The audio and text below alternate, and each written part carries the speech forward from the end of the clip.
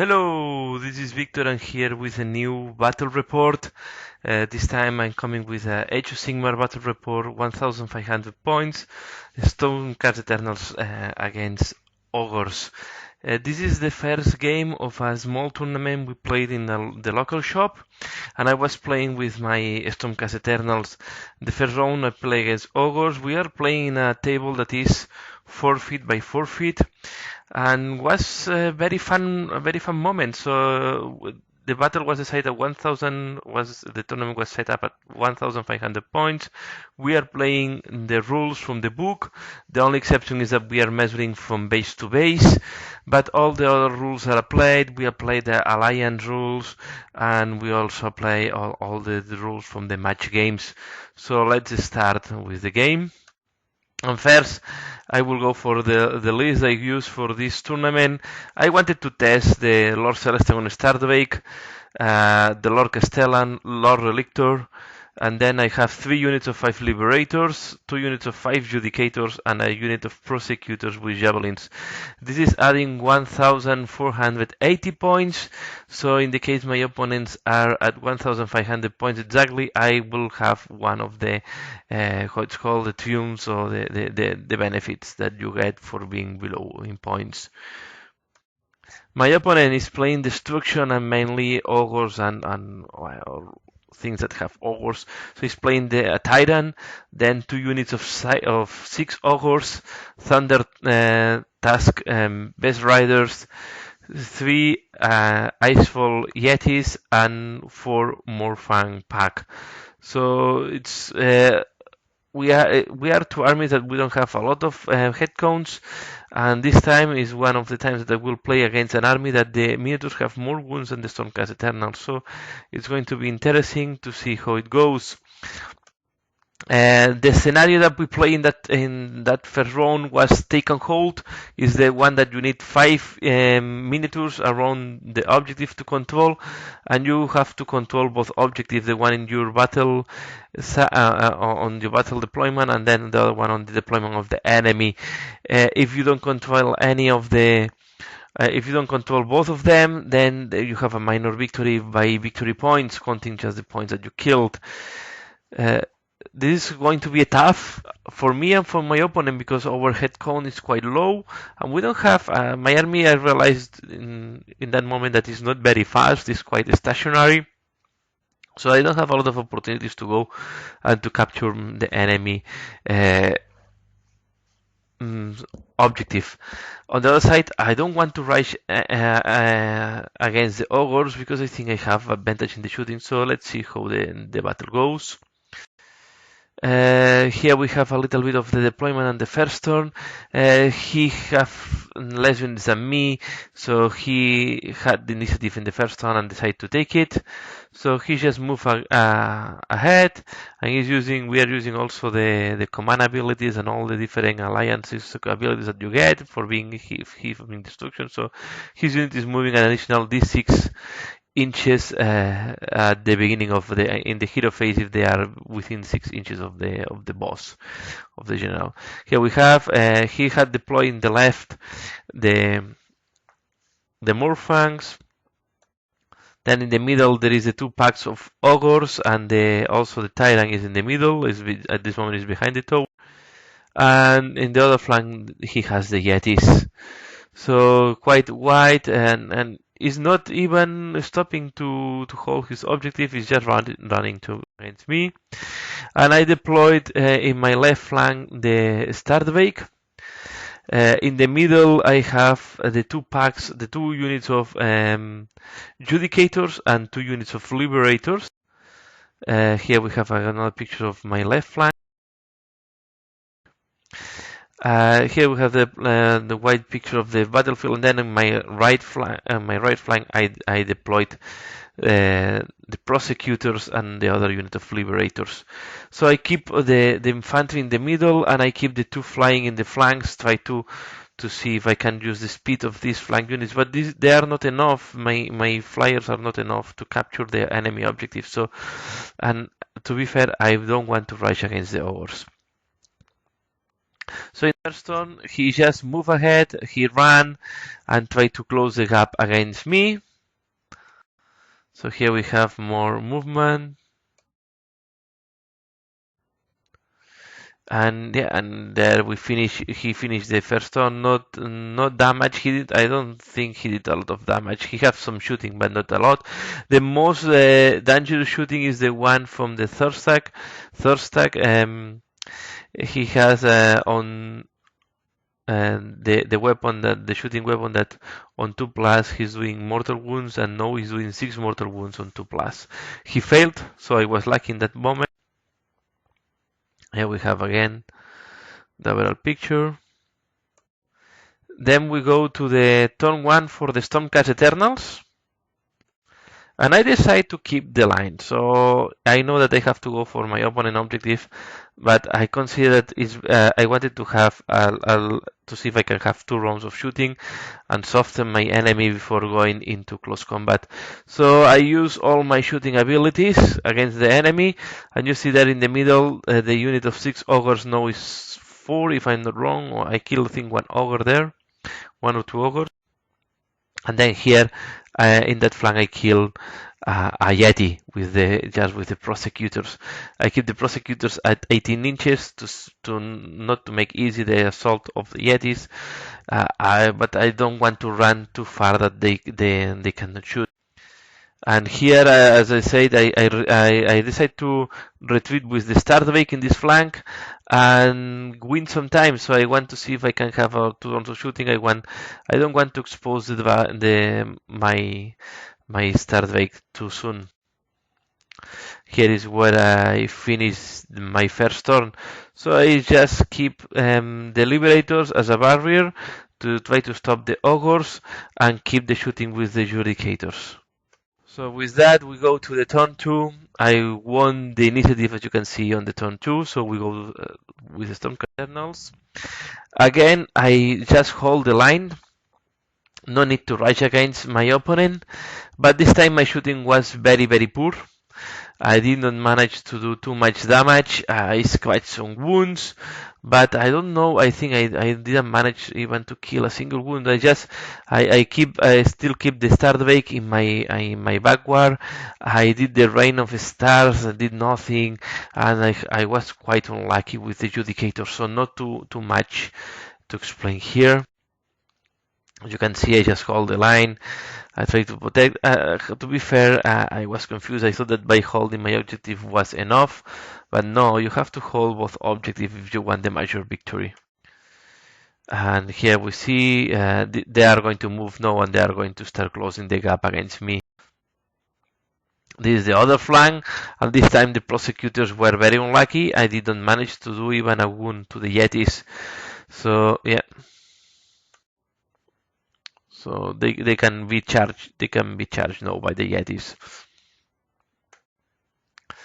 And this is at the end of my turn 2. So far I was expecting to do more damage with the shooting. So soon we are going to be in close combat. Still a good gap between the 2 armies, but if we have 2 turns in a row, it's going to be tough. And with that, we go into the turn 2 for the Ogors. The Yetis advance as we were expecting, so they are at 9 inches to assault. And all the army advance except the one unit of 6 Ogors that they just keep were hiding behind the tower. So he moved also with the Thunder Task and yeah, everything it's coming ahead. The Tyrant is also there. So yeah, quite scary to see how fast they can move, especially with these additional D6 inches that the Tyrant is giving to the other Ogres unit. The Moorfangs also close the gap, and the Thunder Task is also at range to assault. Here we have a close-up. So now the gap looks quite small, to be fair. And yeah, in the shooting, my Starbake was too far for the weapon of the Thunder Task, so he decided to use his weapon on the Lord Castellan, and the Lord Castellan just died. I think it was a mistake from my side to expose the Lord Castellan to the shooting. I was not thinking on the shooting on the 2+, making a mortal wound, 6 mortal wounds, so it's quite a nasty shooting from the Thunder Task. And here we have, and just before the Cladding Assault, so this was the casualties in the shooting. The main casualty was I lost the Lord Castellan, and it's quite a key piece because he's the one that I used to boost the Stardrake, so now the Stardrake have not support from that side. Yeah, and then it comes the assault. The Moorfangs fail the assault. I think the Tyrant also failed, and only the Thunder Task assault the Liberators. And on the other side, the Yetis did not fail, and they assault the Prosecutors. The Yetis killed one Prosecutor, and the Thunder Task, I think, did some damage to my Liberators, but the Liberators halt the line without running away. So here we have, not a very good picture, but it's just to show that the Moorfangs failed the assault and the Thunder Task are engaged with the Liberators. And here is just the battle line at the end of the turn 2 of Ogors. So now the initiative is quite important. Here we see another picture of the battle line. Now we are immersed in the close combat. The Tyrant failed to assault, to charge. So I will see what I will do with the Tyrant. Tyrant have only one wound from the Reign of the Stars. I did a mortal wound to him.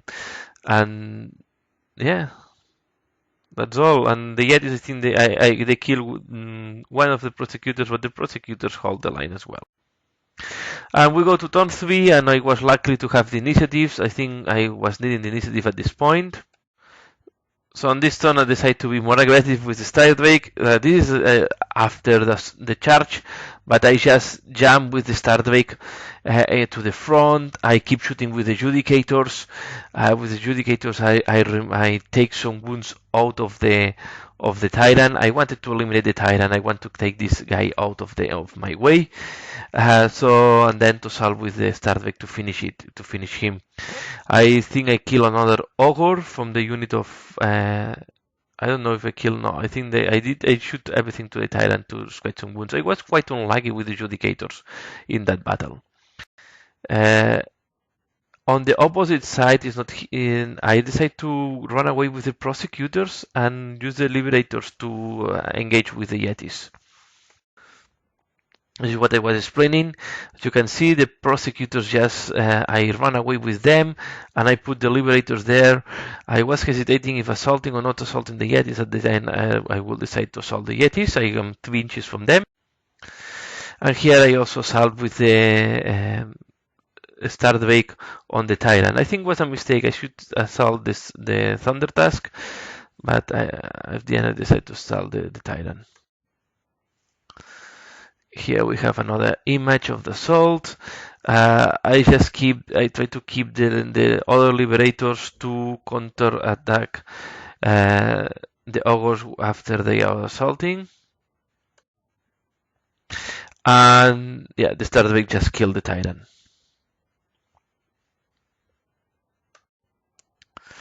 And I scratched some wounds on the Thunder Task, and the Thunder Task keep fighting with the Liberators.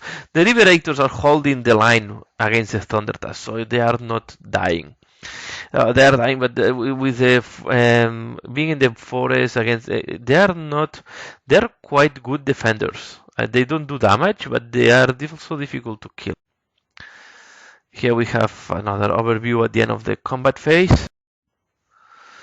But now I realize at this moment that I exposed too much Stardrake, because now the Stardrake can be assaulted by the Ogres, can be assaulted by the Moorfangs, and can be also hit by the Thunder Task. He's at 2 inches from the Thunder Task. And in that side, I did some wounds to the Yetis. The Yetis did nothing to me. We just engaged in close combat. So yeah, it's not bad in that situation.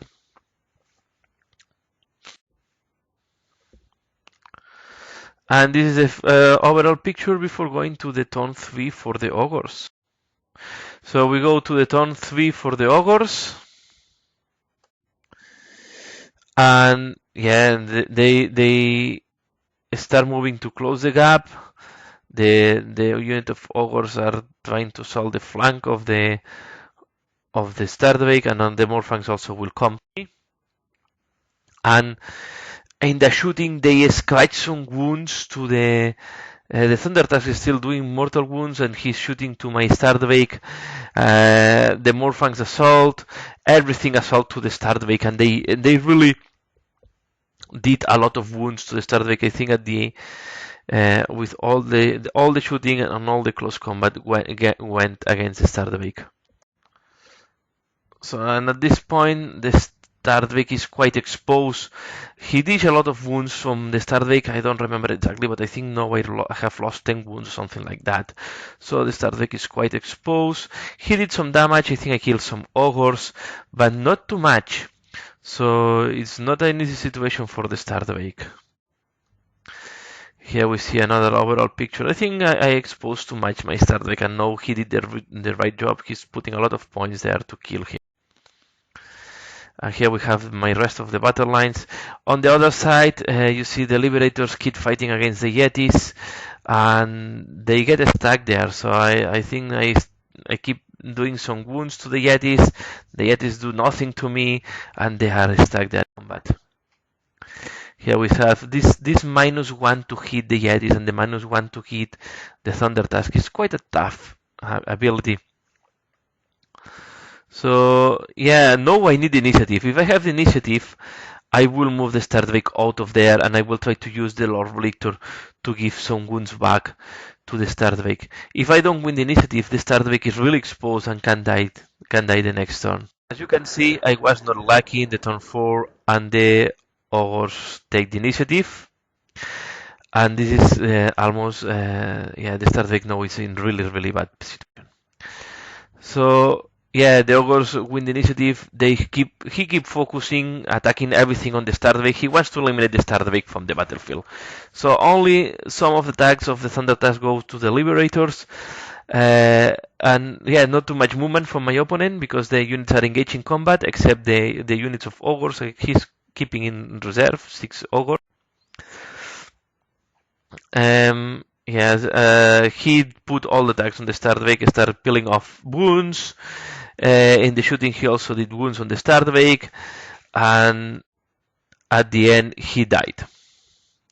So yeah, the Stardwake was not able to keep the pressure. Now I have a tough work here to do. Let's see, the Liberators have also tough work to do and see if they can hold the lines of the Ogors. But now I'm quite exposed. What I'm realizing is the Liberators in the forest are resisting against the Thundertusk. They're receiving wounds, but now the Thundertusk is very injured. It's really damaged. So I think I can kill the Thundertusk with the shooting and the hits.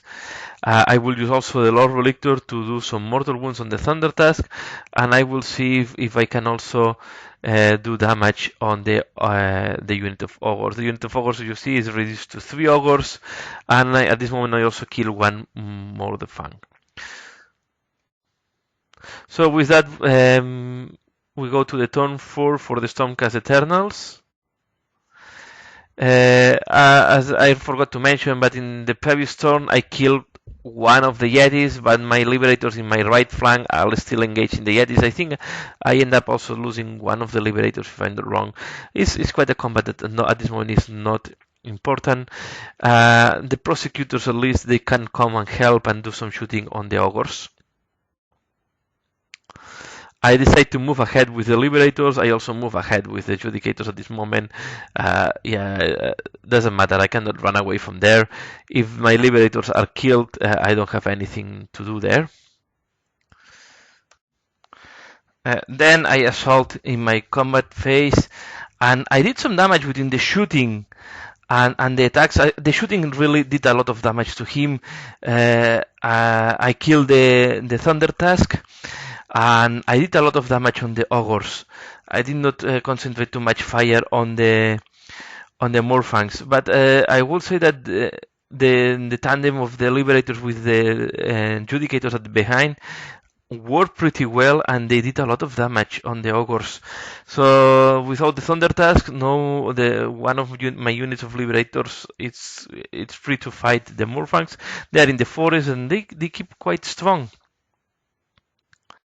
And here I have to apologize. I missed to make pictures of the turn 5, but I can summarize very fast. I just keep these pictures to explain. The point is, in my turn, in the fifth turn, I also won the initiative. I did a lot of damage. I killed all the Morphangs except one. I killed all the Ogors except one in that unit. And then in his turn, he retreated the Ogors, he killed the Morphang in close combat, tried to kill the Liberator Prime that was the only survivor of the unit that was fighting against the Thunder Tusk, and he did not manage to kill the last Liberator. So from his side, he take 700 points because he killed the Stardrake and the Lord Castellan. And I did 600 points because I killed the Thunder Tusk and the Tyrant and the Yetis. So yeah, the battle was won by the Ogors for 100 points. I will say that because for objective nobody managed to hold any objective. I have enough miniatures here to hold my objective, and at the end, yeah, it was a pity because if I had killed just the last Ogre or the just Morphang, I will have maybe won. But I would say that was a very balanced battle, was very, very equilibrated, very balanced, and was tough. I think I exposed too much the Stardrake, and I pay this back.